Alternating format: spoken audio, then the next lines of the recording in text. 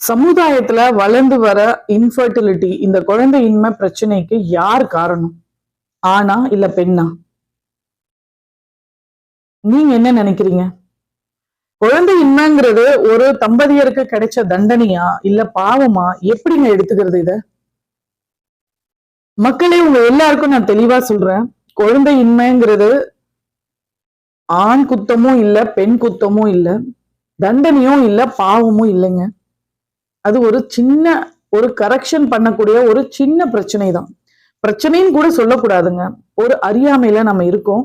அதை நம்ம சரியா செஞ்சுட்டோம் அப்படின்னா, இப்ப ஒரு வாழைத்தோப்பு நீங்க வச்சிருக்கீங்க அப்படின்னா, அந்த வாழைத்தோப்புல நிறைய புல் பூண்டு எல்லாம் வந்தா அத வாழை மரத்துக்கு போற நியூட்ரிஷன்ஸ் எல்லாம் அதை எடுத்துரும்னு நம்ம அதெல்லாம் களை பறிச்சு போடுறோம் இல்லையா? அந்த மாதிரி நம்ம லைஃப்லயும் களை பறிச்சு போடக்கூடிய விஷயங்கள் நிறைய இருக்கு. அதெல்லாம் எடுத்தா உங்க ஃபர்டிலிட்டி தன்னால பூஸ்ட் ஆக போகுது. பட் ஆண் பெண் இருவருக்குமே அதுல சரி சமமாக பங்கு இருக்கு. மேல் ஃபேக்டர்ஸ் 40% கண்டிப்பா கன்செப்ஷன்ல இருக்கு. சோ இன்ஃபர்டிலிட்டி, மலட்டுத்தன்மை, குழந்தையின்மைன்னா அதுக்கு காரணம் பெண் தான் அப்படின்னு இந்த சமுதாயம் சொல்லக்கூடாது. ஆண்களும் அதற்கு பொறுப்பேற்க வேண்டும். பொறுப்பு 40% மேல் ஃபேக்டர்ஸ் இருக்கு. சோ இந்த பிரச்சனைய எப்படி தீர்க்கிறது?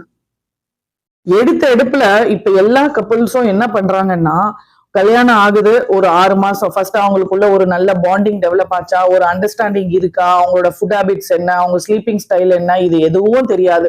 வேற ஏதாவது தைராய்டு, பிசிஓடி, ஹெல்த் இஷ்யூஸ் இருக்கா, இது எல்லாம் தெரியாது.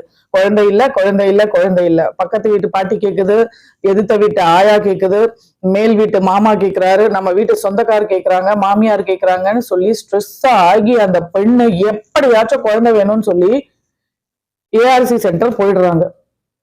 சோ எந்த ஒரு காஸ்ட்லி ட்ரீட்மெண்ட், பெயின்ஃபுல் ட்ரீட்மெண்ட்டுக்கு நீங்க போய் பணத்தை செலவழிச்சு வலிய வாங்குறதுக்கு கொஞ்சம் நீங்க உங்க லைஃப்ல ஹீலிங் பண்ணிட்டு போங்களேன். கொஞ்சம் ட்ரை பண்ணுங்களேன்.